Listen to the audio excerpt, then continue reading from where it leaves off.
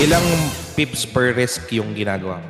Wala akong idea dun. Wala, Basta alright, di ba? Nag-negative ka. Hindi ko na kinuha yung minimum, nasa kalahati na ako ng minimum. 250 divided by 10. Per trade mo, $25. Risk mo siya. 250 pips. Kaya niyang kunin yun in 5 to 10 minutes. Because I can really understand na nandito ka lang sa focus. Kung nakaka-affect sa'yo ang confidence mo, probably it's because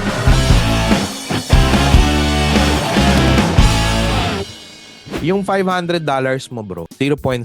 I'll give you a rough scenario, no? Ilang pips per risk yung ginagawa mo dyan? wala akong idea dun. Wala, Basta alright, di ba? Kulang mong kailangan intindihin pip value ni gold saan. So, example, sabihin natin, 5907.93. Yeah? So, andito yung the 1 pip is here.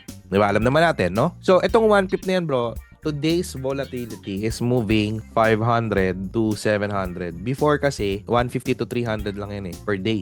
Ibig sabihin, bro, pag nag-enter ka sa isang trade, probably makuha mo dito 250 to 500. I'll give you a rough scenario, no? 0.01, nakuha mo yung 250 per trade. Example, negative 250 pips. Ang volatility niya is 500 to 700, right? Tapos, 250. Nag-negative ka. Hindi ko na kinuha yung minimum, nasa kalahati na ako ng minimum. 250 divided by 10. Per trade mo, $25.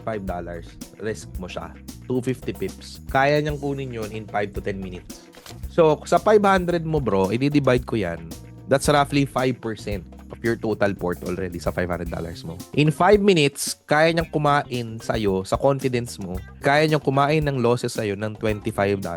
My question is, yung $25, makatatlong 4 na talo ka na susunod, kaya mo ba siya? Example, talo ka talaga in a day. Sunod-sunod talo mo. Kasi 250 pips. Feeling mo mga 250 pips yung mga panalo losses mo dyan per trade. 0.01, no? 25, talo ka 3 beses, 400. Talo ka 100. Kaya mo ba siya in a day? That will affect your confidence. Ako. Hindi Kaya. kaya. Hindi kaya. That's where the problem is. Where nakakaroon ka ng malaking kaba sa confidence mo. And rooting for a 1:1 na trade idea, the problem there is this. Kailangan mataas yung win rate mo, 70-80%, 1:1. Kailangan consistent ka dun. Pag 1:1, and mahirap yun.